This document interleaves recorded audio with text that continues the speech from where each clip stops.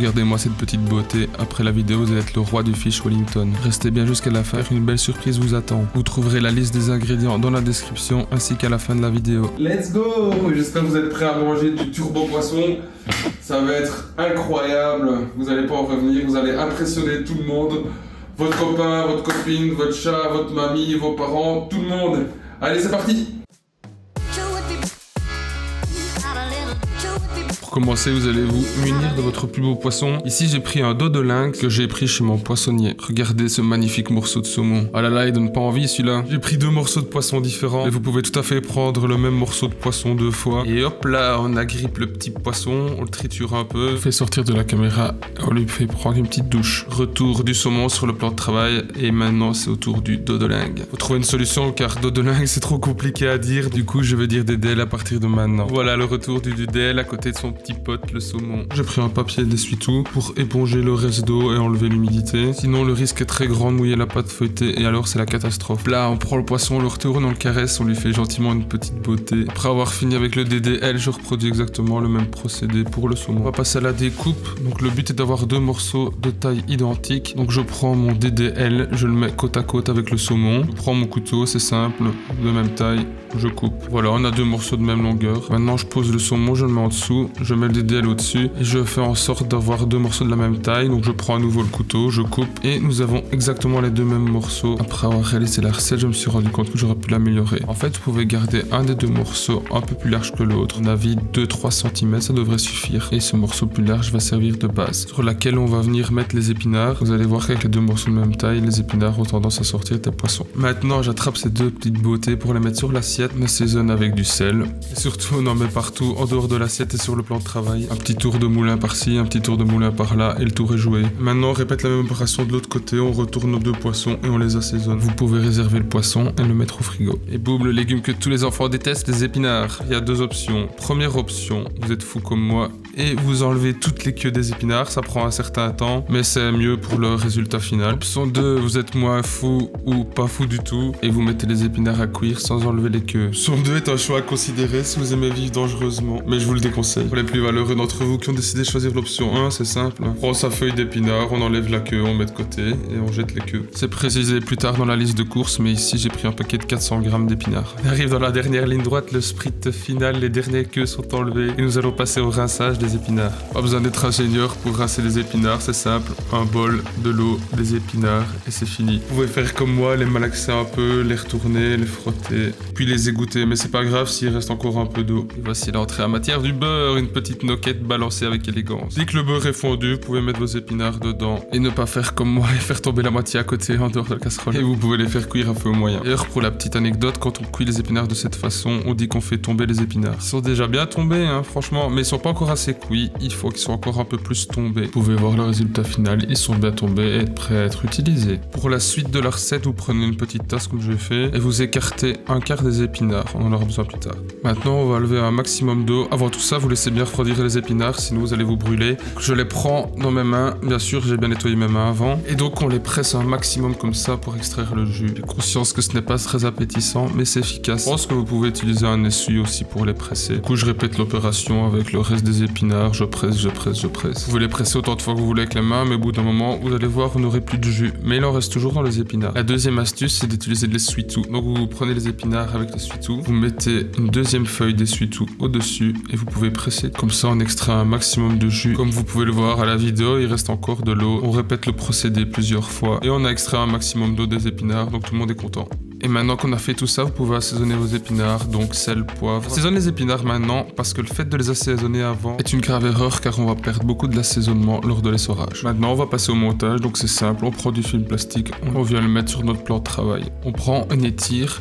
Et le plus simple pour le garder tendu, vous le prenez, vous levez votre planche et vous le mettez en dessous de la planche. Vous pouvez le dérouler, vous faites en sorte que le film plastique soit bien tendu et vous le déroulez jusqu'au bout de la planche. Hop là, on fait pas de petites MeToo. Grossière erreur de ma part, mais personne n'a rien vu, c'est parti. Maintenant que le film est bien tendu, comme moi lorsque j'ai tourné la vidéo, on peut passer au montage. Prenez votre morceau de DDL ou de saumon, peu importe, sauf si vous m'avez écouté et vous avez un morceau qui est plus grand que l'autre, mettez le morceau le plus grand à la base. Maintenant vous pouvez prendre vos épinards et vous venez les disposer posez sur le morceau de poisson. Vous mettez tous vos épinards dessus. Faites attention à mettre les épinards au milieu du morceau de poisson. Si vous les mettez sur les extrémités, il y a un risque qu'ils sortent. Donc le mieux, c'est de faire une bande et vous la serrez un maximum. Vous pouvez prendre un morceau de saumon et venir le mettre au-dessus de tout. Attention, personne n'a vu les deux morceaux d'épinards qui sont sur mon ongle. Quand tout est bien en place, vous prenez, vous serrez, lui faites un petit câlin. C'est votre petite progéniture. Vous enlevez le plastique que vous avez bien serré en dessous et vous venez le mettre au-dessus de l'ensemble. Et comme vous voyez, je viens presser avec mes pouces et je fais tourner pour que ça soit bien serré. Puis on continue à bien maintenir pour rouler jusqu'au bout. Comme vous voyez ici, j'ai manqué un peu de longueur avec un des deux poissons et ça fait que l'épinard sort un peu sur le côté.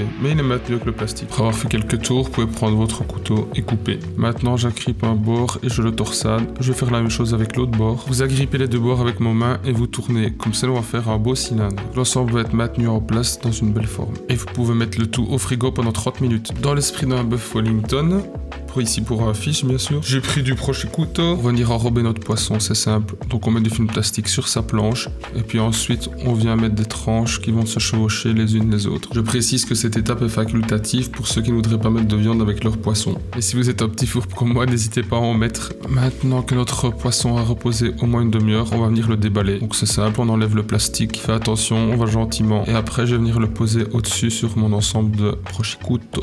On le dépose sur le dessus.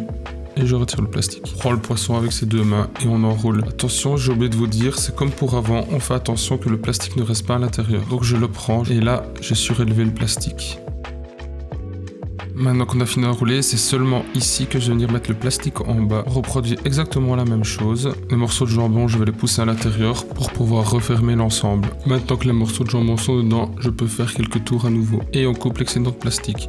Maintenant que les bords sont bien torsadés, on peut à nouveau rouler le morceau. Là, on va passer à la réalisation de la crêpe. Ici, dans la crêpe, pour amener un peu de couleur, lors de la découpe, j'ai pris du persil. On va hacher finement le persil. Vous pouvez admirer la maîtrise du hachage dans mes gestes. Il vous faut 80 g de farine, un œuf, 15 centilitres de lait, le persil que vous venez d'hacher, une pincée de sel. Prenez votre œuf, vous venez le casser et vous venez le mettre dans votre saladier. Avec le fouet, vous venez le mixer comme une petite omelette. Vous pouvez ajouter votre lait. Allez-y doucement, sinon vous allez éclabousser partout. J'ai oublié de le préciser, mais vous aurez besoin de 15 g de beurre fondu que vous pouvez ajouter à votre mélange. Et hop, autour du persil. Et enfin, on ajoute la farine petit à petit en mélangeant. Et voilà le résultat, une pâte à crêpes. Pas trop liquide, mais pas trop pâteuse. Dans une poêle à crêpes, on y jette du beurre. Dès que le beurre est fondu, on peut y verser la crêpe. Bon, comme tout le monde le sait, la première crêpe, elle est toujours un peu foireuse. On met jamais assez de pâte et on se retrouve à devoir en rajouter un peu pour rafistoler. Mais vous devez quand même la réussir parce que les quantités que je vous ai données, c'est pour 2 crêpes. Donc juste ce qu'il faut pour la recette. Si vous voulez, vous pouvez doubler, tripler ou même quadrupler la recette. Comme ça, vous aurez de quoi manger au dessert. Maintenant, je prends une spatule et je viens écarter un peu les bords pour éviter que ça colle. N'oubliez pas de cuire également la crêpe de l'autre côté. Lorsque la première crêpe est cuite, vous pouvez faire la même chose avec la deuxième. Je ne l'ai pas montré à la caméra, mais j'ai ajusté la taille des crêpes. Je les ai coupées de forme rectangulaire pour pouvoir les agencer avec mon fiche Wellington. L'intérêt de la crêpe est de protéger notre pâte feuilletée pour éviter qu'elle détrempe. Donc je prends ma première crêpe, je la mets sur le dessus et ensuite je prends la deuxième que je viens superposer juste en dessous. Je vais comparer la taille de mon morceau avec celle de ma crêpe et je vais tailler ma crêpe pour qu'elle soit bien ajustée. Le secret de la réussite est de bien laisser reposer notre morceau entre les différentes étapes d'enroulage, c'est-à-dire au moins une demi-heure dans le frigo à chaque fois. Une fois n'est pas coutume, je déroule mon morceau de fiche Wellington et je vais le poser sur le dessus de ma crêpe. Comme nous l'avons fait aujourd'hui 15 fois avant, vous enlevez votre morceau de plastique et vous venez rouler l'ensemble en serrant bien le tout. Vous remarquez que j'ai un peu trop de crêpes, donc je viens couper l'excédent et je le mange directement. On l'emballe et puis on roule notre petit bébé. Torsade et puis on roule.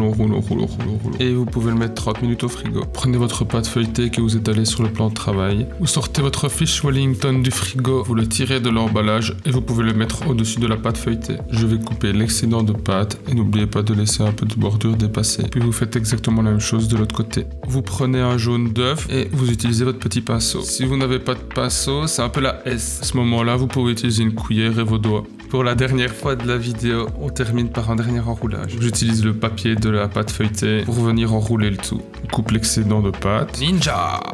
Maintenant que vous avez fini de faire le ninja, vous reprenez votre pinceau, vous mettez un petit coup de jaune d'œuf pour souder l'ensemble.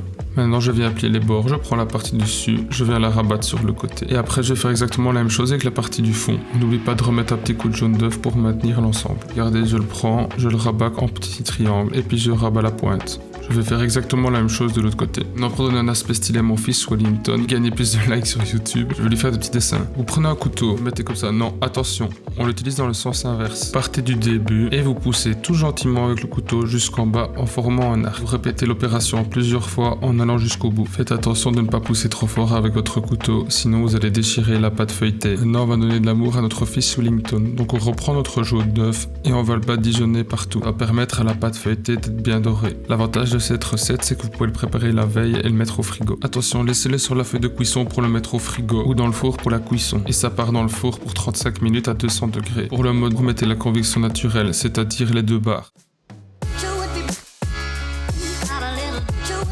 On passe à la deuxième étape de la recette. On va s'occuper des carottes. Ici, j'ai pris des carottes de couleurs différentes, mais il s'est avéré par la suite que c'était une erreur, car les carottes de couleur mauve ont des teints sur les autres pendant la cuisson. Catastrophe. Du coup, c'est plus simple. On va juste utiliser des carottes de couleur orange, normal pour une carotte. Donc, vous prenez vos carottes, vous les lancez une à une pour vous la péter sur le plan de travail. Vous les laissez partir sur le côté et vous lancez encore plus de carottes. Ici, j'ai pris 8 carottes, donc 2 carottes par personne. Essayez d'avoir des carottes de même taille, super important pour avoir une finition exemplaire. Maintenant, c'est l'heure de faire une petite beauté à vos carottes en les épluchant. Petite astuce pour couper la tête de vos carottes, vous prenez votre couteau, vous l'amenez contre, et là on refait le ninja. On remet un petit coup ninja de l'autre côté et le tour est joué. C'est important de faire des tronçons qui ont la même longueur pour avoir un beau résultat final. Vous pouvez faire des tronçons de 5 cm. Maintenant que les tronçons de la même longueur ou presque, je vais vous montrer l'astuce pour les couper. Le reste des carottes, vous pouvez les garder pour faire une soupe ou pour votre lapin ou votre petit frère qui n'a plus mangé depuis 3 jours. L'astuce est assez simple, il suffit de mettre le couteau en biseau et de couper en deux. Ça va donner une petite touche de charme à la carotte. Regardez-moi ces 2 petits morceaux de carottes comme ils sont magnifiques. À partir de maintenant, il suffit de retrousser ses manches et d'y aller. On prend une casserole qu'on met sur sa plaque vitro et on y balance les carottes. Attention, ne lancez pas toutes les carottes en même temps, vous risquez de les blesser parce qu'elles pourraient s'entrechoquer les unes contre les autres. Et personne ne voudrait blesser une carotte. Maintenant que vous avez épargné vos carottes, vous mettez 120 ml d'eau dans la casserole. Ici dans la vidéo, j'ai mis 200 ml, mais après avoir cuit les carottes, je me suis rendu compte qu'elles étaient trop molles. Donc il vaut mieux mettre moins d'eau et en rajouter par la suite si c'est nécessaire. Vous pouvez remettre le couvercle et cuire à feu moyen. Ici, on voit qu'une partie de l'eau s'est évaporée et on va pouvoir goûter pour voir le degré de cuisson des carottes. Lorsque les carottes sont presque cuites mais encore un peu croquantes, vous allez ajouter une cuillère de sucre. L'eau va s'évaporer et le sucre va se transformer en caramel. Comme je suis un petit gourmand, j'ai rajouté une petite noquette de beurre et une cuillère de sucre. Ne restez pas trop loin de nos carottes pour les surveiller au cas où le caramel brûlerait.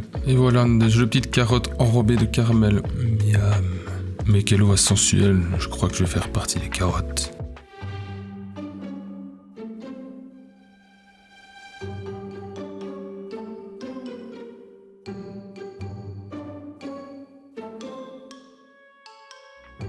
Abonne-toi si toi aussi t'aimes les carottes. Et abonne-toi aussi même si tu n'aimes pas les carottes. L'avantage avec ces carottes là, c'est que vous pouvez les pré-cuire jusqu'à ce qu'elles soient croquantes. Vous les mettez au frigo, puis vous pouvez les ressortir. Vous faites d'autres caramels, vous les faites revenir dans le caramel et c'est parti.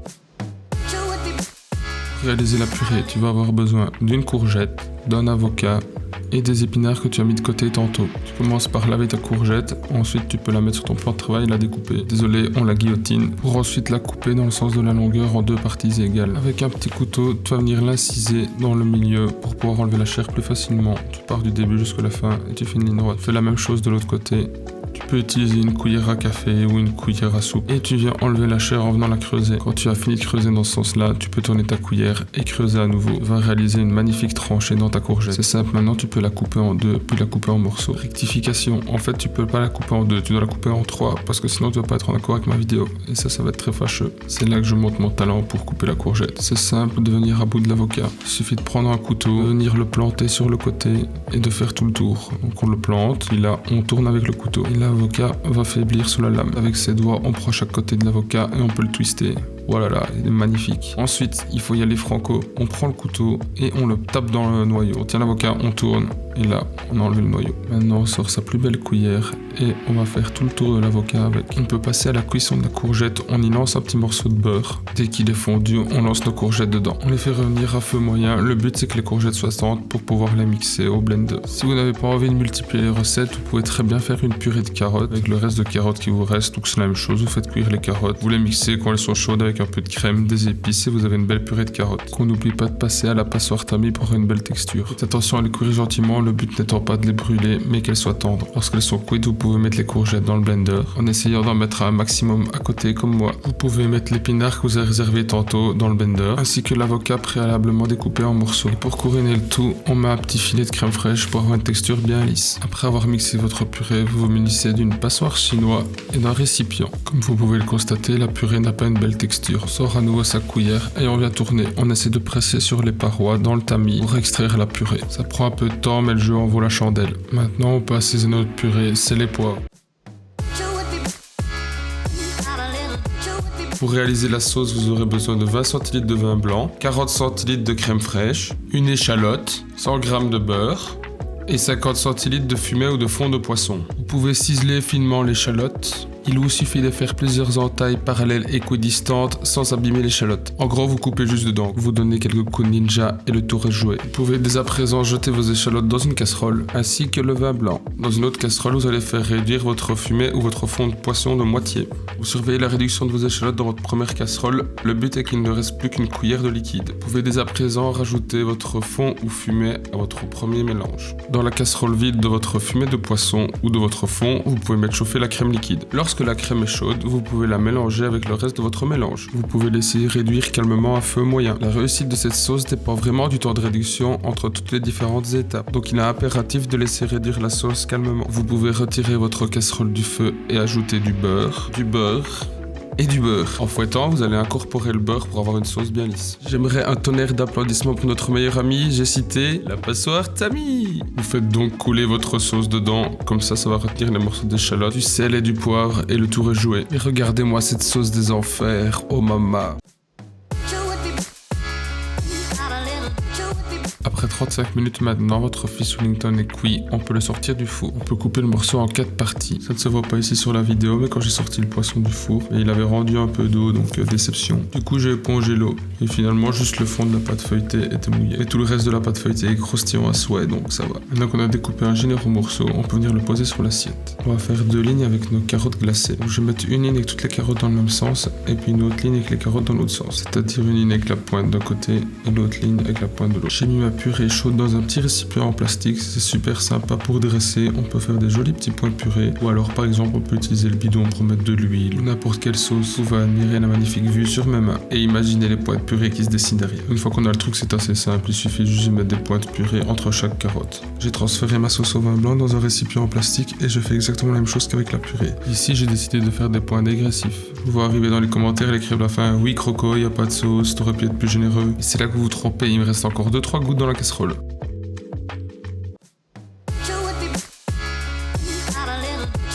Comme je suis quelqu'un de sympa, je vais vous donner un petit bonus pour le dressage. Si vous n'avez pas de bidon en plastique, vous pouvez très bien vous en sortir. Donc vous prenez de la purée dans une cuillère, vous la disposez dans votre assiette et en utilisant le dos de la cuillère, vous venez et vous l'étalez ainsi. La deuxième méthode est un peu plus glamour. Alors avec la cuillère, vous déposez la purée au bord de l'assiette. Ensuite, vous prenez une maryse et on l'étale jusqu'au bord. C'était presque parfait, mais la petite pointe a essayé de m'ennuyer. C'est pas grave, j'ai pris la maryse et j'ai ajusté le bord. Donc on peut imaginer mettre notre fish Wellington sur le milieu et nos légumes rôtis ou glacés sur le côté.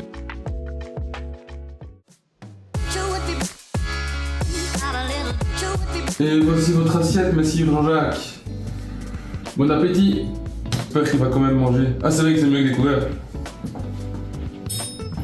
Et voici vos couverts. Oh, fais pas la fine bouche. Hein. C'est pas de ma faute si j'ai oublié de mettre tourner la caméra et que tu as une moitié d'assiette. Hein. Enfin, c'est un peu de ma faute quand même, mais bon. Quand même trop tard. Allez, viens. Je dois faire du... petite danse pour passer et rester dans la caméra. Bon Jean-Jacques, alors t'as faim ou pas? C'est 4h40 que t'attends, t'as sûrement avoir faim. Hein. Allez, on va manger. Du coup il y a ton genre 1.